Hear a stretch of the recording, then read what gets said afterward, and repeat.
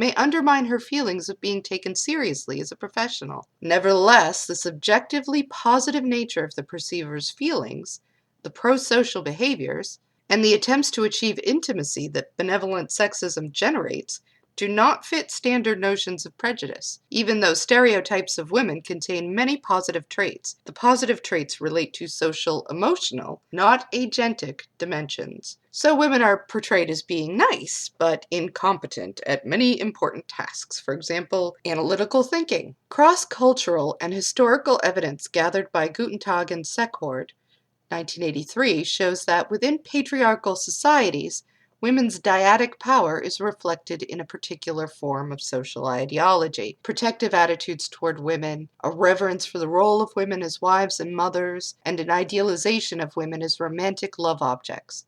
These are precisely the attitudes we define as characterizing benevolent sexism. End of quote. Now, when they talk about the dyadic power of women, they are referencing the fact that men depend on them for things such as bearing and raising children, emotional intimacy, and heterosexual relationships, etc. Jeannie is Major Nelson's constant cheerleader, an ever-present source of as much affection as he wants, and eventually becomes his wife, though always remaining subordinate. It is interesting to consider how this happens a bit. Later on, Major Nelson rejects the idea of ever marrying Jeannie, who, heartbroken, returns to her Jeannie kind. Once she's gone, he sees how he loves her and needs her and goes to win her back. This kind of dependency can cause men sometimes to both appreciate and at the same time resent women, who are seen as gatekeepers. Sexist men tend to want to dominate women and perceive women who try to break out of their roles negatively, which leads us to consider Jeannie number 2.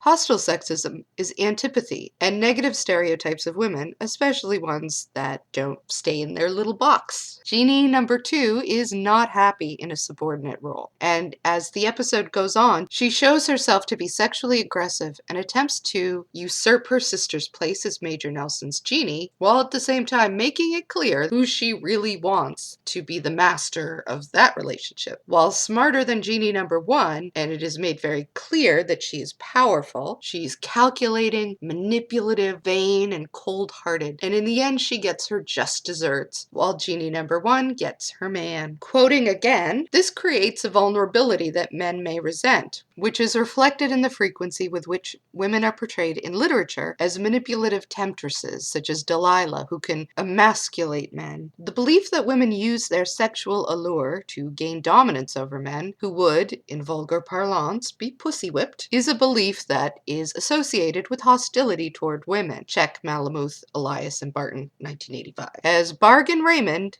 1995, and Pryor, Gied, and Williams, 1995, demonstrated, for some men, sexual attraction toward women may be inseparable from a desire to dominate them and heterosexual hostility. End of quote. Fisk and Glick created the Ambivalent Sexism Inventory, which to date has been taken thousands of times in many countries. It's a series of questions that people answer. It measures hostile sexism through questions about whether women are too sensitive, likely to ask for special favors or special treatment even when they're equal, whether they sexually tease men. There are questions about feminism and attitudes towards that, and whether it's man-hating or demanding too much, etc. The benevolent sexism portion includes items that ask whether women should be cherished and protected by men, or whether they have special qualities such as purity or cultural sensitivity that are complementary to men, whether men ought to have women in their lives, and if they should put them up on a pedestal, or things like that. These attitudes may seem to be contradictory, but in fact are mutually supportive. And in all countries that this inventory has been studied, they have correlated strongly with each other and with the level of gender equity in those countries. Many studies have been conducted which support this scale's predictive ability and utility, and I'll link a few below, but there's a whole bunch. Benevolent and hostile sexism also equate on the individual level, but not as strongly. The correlation isn't quite as strong as it is in a whole nation. Some people will categorize women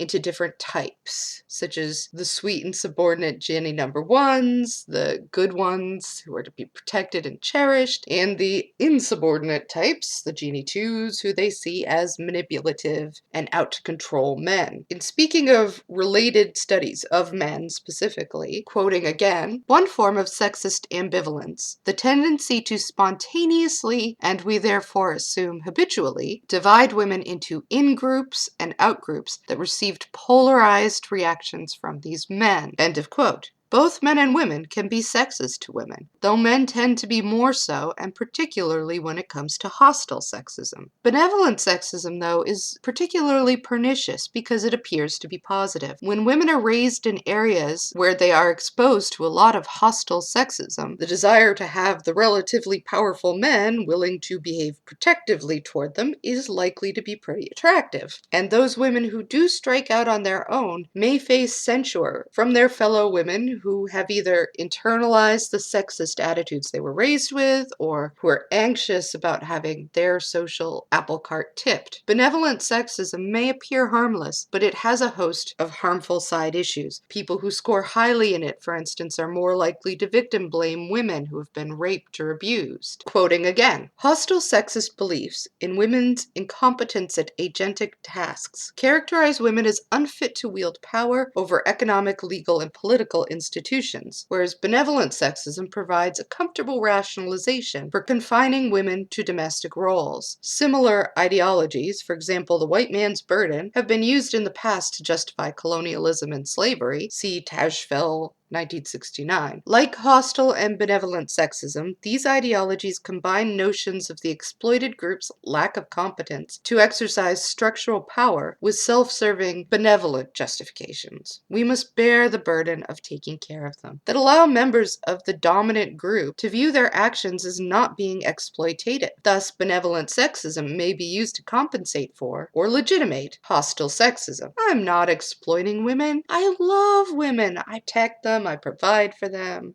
Although the ideology of the white man's burden seems archaic, the man's burden as protector and provider still provides a positive image for men that subtly reinforces notions of dominance over women. Well, we're pretty much done talking about sexism and misogyny right now. Yay. I'm just going to throw in some final notes. You may be aware of terms like ambivalent racism. If I ever get around to discussing racism in depth, I will likely talk about that. But for right now, I'll say that there are some similarities in what they're talking about there, but it's ultimately just not the same thing. Another related but different topic would be ambivalent sexist attitudes towards men, which exist but are theorized to be in many cases a reaction to being subordinated or negative experiences they may have had. Also, I should point out that there are other ways that people subvert gender roles other than through power dynamics, and these are also going to get you into trouble. But this would definitely deserve its own video as well. So many and varied ways to hate and denigrate, aren't there? Anyway, things have improved since the 60s, though it would appear at this point, to me anyway, that bigotry and prejudice are just very resilient little bugaboos of the human mind. We have to keep going back over and over this stuff. You know, it gets better, and then it gets a little worse, and then it gets better, and a little worse, but you know, we're going in the right direction generally. And the hope is, of course, that one of these days, people of any and all genders will be able to make up their own stories with their own characters and not be pulled into any direction by the carrot and stick of sexist gender roles. One of the reasons I wanted to make this video is as a kind of warning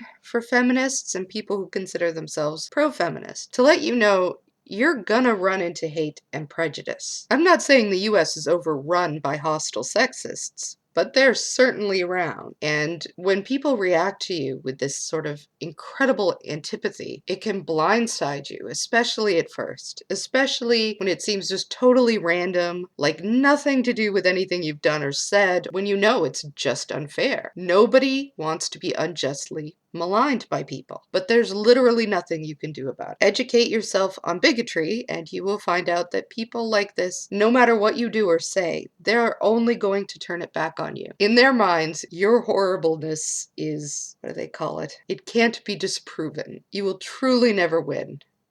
Leap into a raging river to save a kitten, and they'll be like, Virtue signaling. I hate that. There's nothing you can do. But learning about this is forewarning that yes, these people who feel personally threatened are going to react in fairly predictable ways. Through mocking, projecting their toxic shit on you, and sometimes with just rage. This is prejudice, and prejudice is an ugly, ugly thing. So remind yourself that it has nothing to do with you, because in this case, it really doesn't. And who wanted to hang out with hostile sexists anyway? They're not the most awesome people that you're ever going to meet, let me tell you that. In any case, this has been Chrisiosity, and you know you liked it, so thumbs up. And you know you want more, so subscribe. Bye!